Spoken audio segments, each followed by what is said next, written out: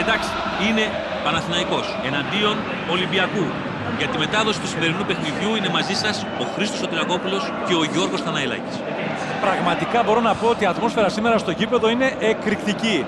Και όπως βλέπω τους παίκτες και των δύο ομάδων είναι έτοιμοι να τα δώσουν όλα. Εδώ είμαστε. Για να δούμε.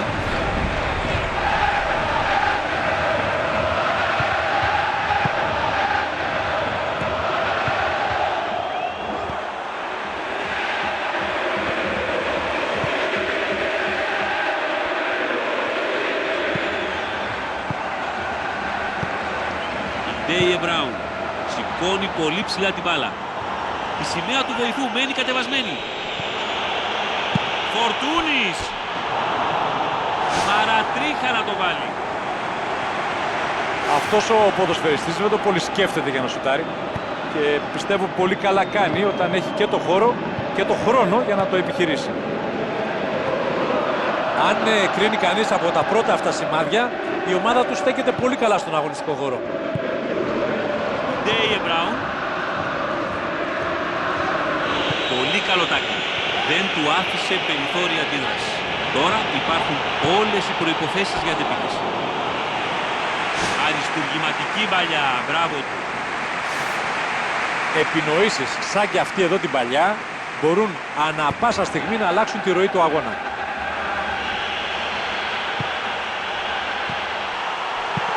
Με δύναμη θα απομακρύνει τον κίνδυνο για την ομάδα του.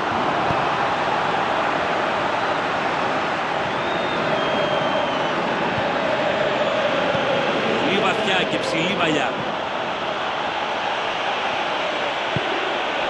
Φορτούνης.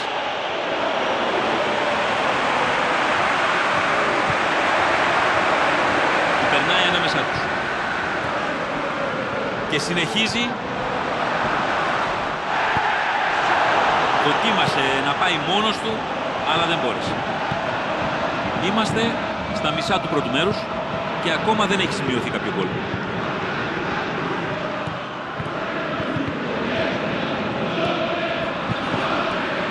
Συρτή, κάθετη παλιά.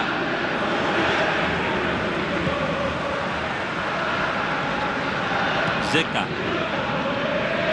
Εσχέν κάνει τη μακρινή παλιά. Ντέιε Μπράουν. Και τώρα επιχειρούν την μακρινή παλιά.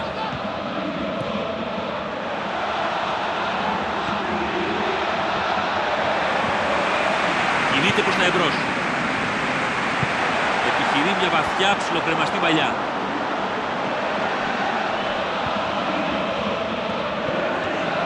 Ο Ολυμπιακός αυτή τη φορά κατάφερε να την γλιτώσει. Θα εκμεταλλευτεί κανείς αυτή την έξυπνη πάσα.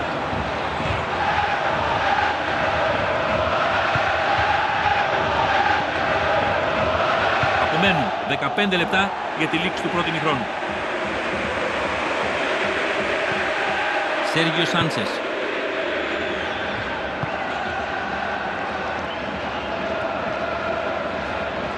Ο Παναθηναϊκός κρατά την μπάλα, έχοντας φλίαρη υπεροχή θα λέγαμε. Καταλήγει σε πλάγιο.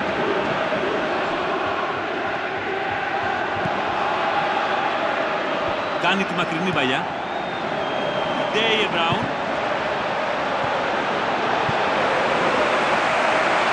Πάει μόνος του. Προσπαθεί να τρυπήσει την αντίπαλη άμυνα. Δεν έχει ανοίξει ακόμα το σκορ. 0-0 το παιχνίδι. Πάει κατά μέτωπο.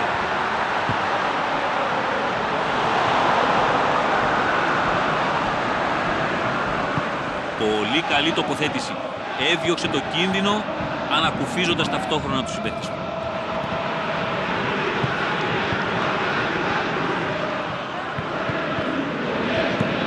Βάζει δύναμη ο τερματοφύλακας και στέλνει μακριά την μπάλα. Πολύ καλή επέμβαση. Θα ανακουφίσει τους συμπαίκτες του, τουλάχιστον προσωρινά. Ντέιε Μπράουν μάλλον ψάχνει για κάποιον συμπαίκτη του εδώ.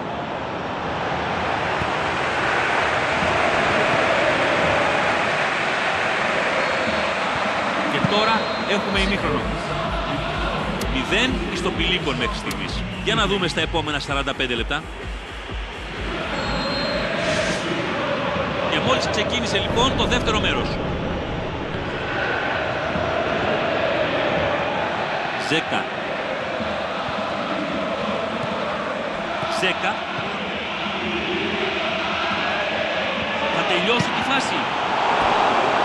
Αν έμπαινε αυτό θα ήταν ένα καθαρά προσωπικό γκολ. Λίγο έλειψε να το πληρώσουν ακριβά εδώ. Αν δεν προσέξεις, ένας και μόνο παίκτης μπορεί να σε καταστρέψει. Γεννάει η ευκαιρία. Διώχνει όπως την μπάλα.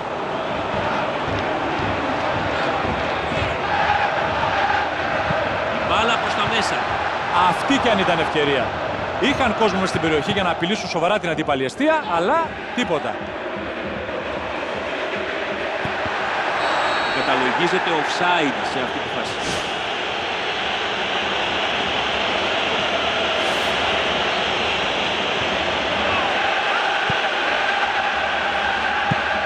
Εδώ θα επιχειρήσει τη μακρινή παλιά ο goalkeeper.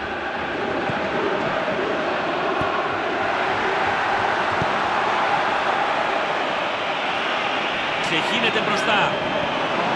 Για όσους άνοιξαν τώρα τους δέκτες τους ή και για αυτούς που είχαν λείψει για λίγο, το αποτέλεσμα είναι ακόμα καθυλωμένο στο 0-0. Ντέιε Μπράουν. Ζέκα.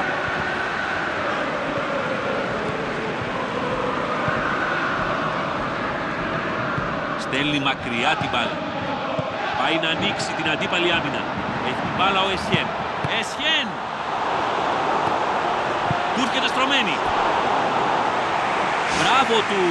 Από το τίποτα κατάφερε να δημιουργήσει ευκαιρία.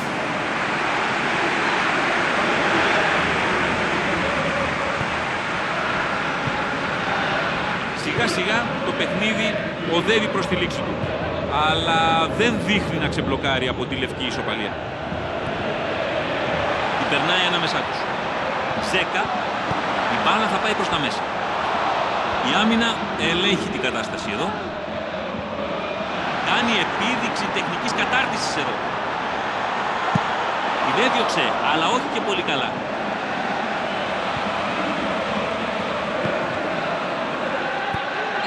Ο Λάινσμαν σήκωσε το σημειάκι του. Είναι offside.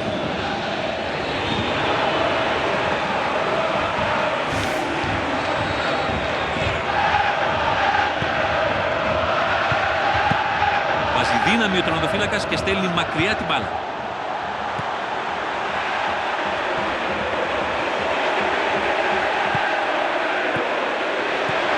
Δύσκολη η φάση για την αντίπαλη άμυνα. Κινείται απειλητικά προς την εστία. Στέκεται στο ύψος της η άμυνα σε αυτή τη φάση.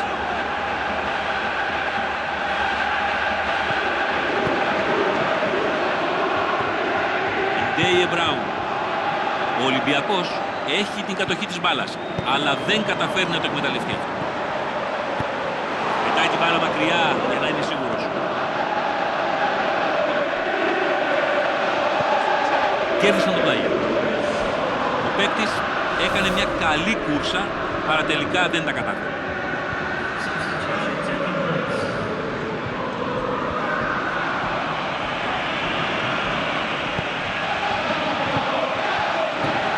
Ντομίνγκες. Ο Παναθηναϊκός ελπίζει να αποφύγει τη λοταρία της παράτασης και των πέναλτι. Λοτσάει με δύναμη την μπάλα. Σκοράρει. Με αυτό το τέρμα πιστεύω έβαλαν οριστικά τη σφραγίδα του στο παιχνίδι. Μπήκε στην πιο ιδανική στιγμή. Η μπάλα πήγε στο παραθυράκι της εστίας.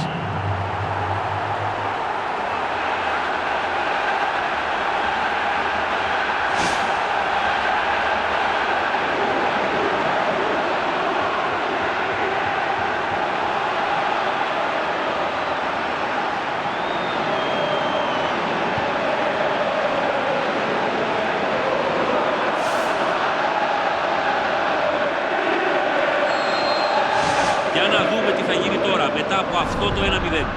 Ο κίνδυνος τώρα για αυτούς είναι η κούραση. Θα πρέπει να προσέξουν πώς θα διαχειριστούν αυτό το παράγοντα στα τελευταία κρίσιμα λεπτά.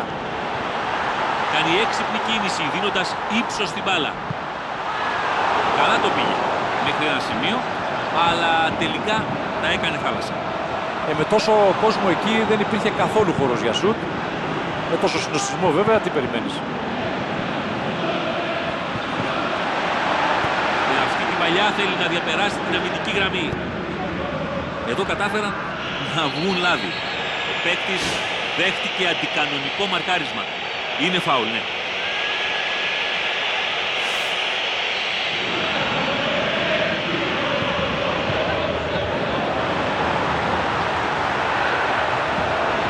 Βγαίνουν μπροστά. Έβαλε γκολ. Και τώρα αποκτούν έναν αέρα 2 τερμάτων.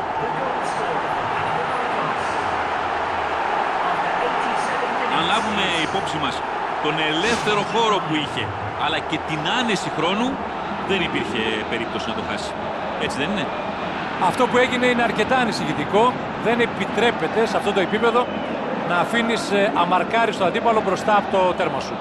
Δεν ξέρω αν έγινε λάθος συνεννόηση ή αν είναι θέμα τακτικής, αλλά εδώ σίγουρα υπάρχει ένα μεγάλο θέμα για τον προπονητή. Τολμώ να πω ότι το μάτς έληξε με αυτό το γκολ. Καζάμι.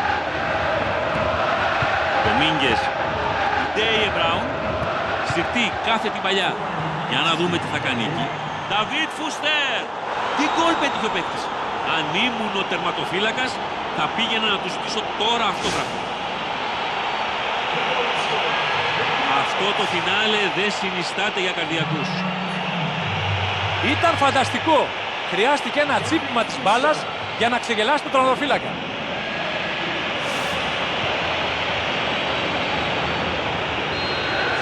Μάλλον πάμε για φινάλε Grand Guignol.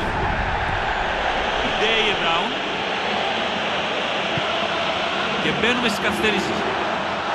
Ο Παναθηναϊκός δεν έχει παρά να παίξει λιγάκι με το ρολόι και η νίκη θα είναι γεγονός. Ντέιε Μπράουν είναι σε πολύ πλεονεκτική θέση. Στέλνει την μπάλα μπροστά. Την περνάει ανάμεσά τους. Μόλις που την έδιωξε. Αυτό είναι. Αφού συμβουλεύτηκε το ρολόι του, ο διαιτητής σφυρίζει τη λήξη.